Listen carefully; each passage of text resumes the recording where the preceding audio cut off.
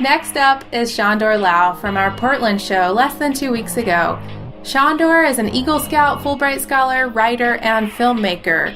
Sándor trekked 300 miles across northern New Zealand to make his film Sándor's New Zealand Trail. His big dream is to hike the Oregon Trail from Missouri to Oregon without dying of dysentery for his TV series and book, Sándor's Oregon Trail. Here's Sándor. I am obsessed with safety. I always wear my seatbelt, follow the speed limit, and drive with my lights on. I carry my 10 essentials to leave the sidewalk. I rope up to climb the stairs. Yet, as someone who loves climbing rocks and mountains, I'm obviously also obsessed with risk. No mountain is worth dying for, but the thrill of being on the trail, on the crag, and on the summit is what makes life worth living. And as much as I don't want to admit it, much of the thrill is the risk. Which is to say, the achievement of doing dangerous things safely. I was recently in Hawaii visiting relatives. My father's family came to the islands from China in the 1880s, and most of us have been there ever since. My grandparents and great-grandparents are buried there in Hawaii, and they didn't make all these sacrifices just so I could spend my vacation sitting around, talking story, and getting fattened up on manapua and lau lau by my aunties and uncles. So I get up before dawn one morning to climb Olamana Peak.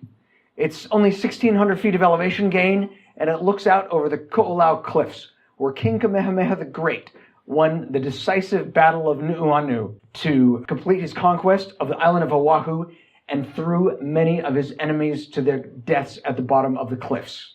Olamana Peak also overlooks Marine Corps Base Hawaii that was attacked 9 minutes before Pearl Harbor.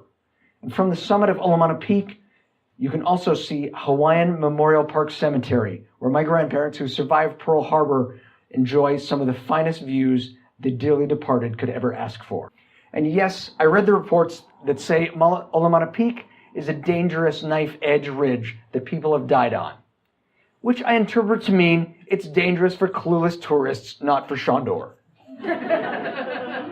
I am not a super athlete, but I have climbed 14ers that have taken many lives, and Olamana Peak is really just a difficult hike. You enter through a golf course. How difficult can this be? I get my answer about a half an hour in when the hike turns into a scramble over roots on the knife edge. Someone, sometime, has placed ropes around trees to help the hikers off. Ropes that, for all I know, could be rotten at any point or anchored with dental floss. I try to stick up scrambling the roots and not think about how one wrong step off either side of the knife edge could lead me to rest in peace closer to my ancestors than I had previously anticipated. Then I arrive at the crux, a vertical rock cliff. A woman who values her life has stopped here, leaving her friend to finish her ascent on her own. A young man in flip-flops, who clearly got more than he bargained for, looks off the top of the pitch, contemplating the most dangerous part, dropping 20 feet straight down with only the help of a rope that has been there perhaps since the time of King Kamehameha himself. I would scold my rock climbing students at home in Portland for climbing without proper ropes and helmets. But this is my only time for adventures between family engagements. And since I would feel fine with leading this climb in hiking boots, I trust to the rocks and climb. The view from the summit is everything I hoped for.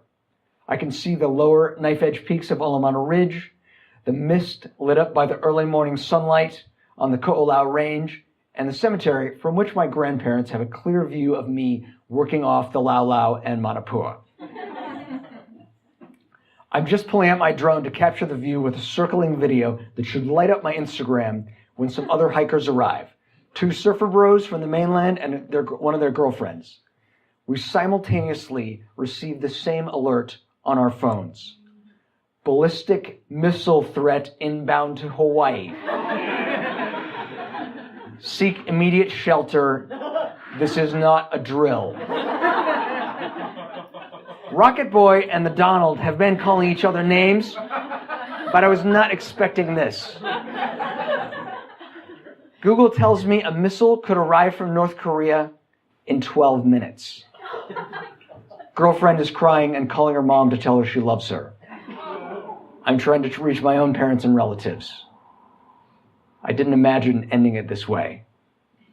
But I'm surprised how much at peace my heart is. If I'm going to go, it's not a bad way to go doing something you love in a place you love. If this is real, the Marine base will be a primary target and the missile will ruin my grandparents' views forever. All that seatbelt wearing, speed limit driving, 10 essentials carrying, and healthy eating could have been a complete waste. And if it's real, there's absolutely nothing I can do about it. Rushing down the mountain and the vertical rock face with King Kamehameha's ropes will get me killed for sure. The only thing to do is enjoy this moment and this view and appreciate every breath. And make a drone video that will light up my Instagram.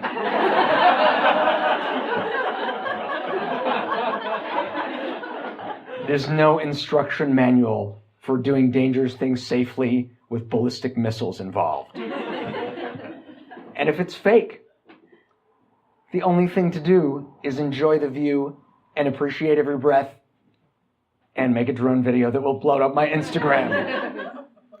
Within a few minutes, Twitter's saying it's a false alarm, which is good enough for me and Surfer Bros and girlfriend.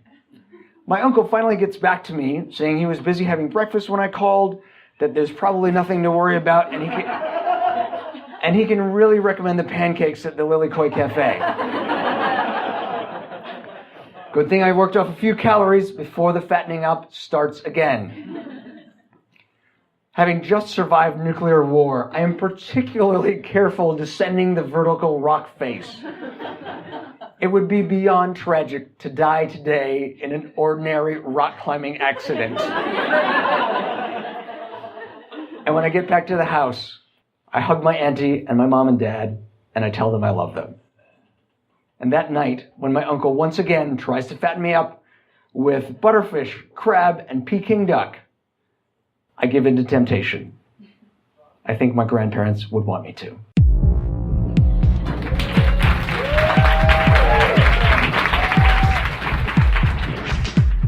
That was Sándor Lau from Portland, Oregon, with the worst, then the best possible spin on an April Fool's Day joke.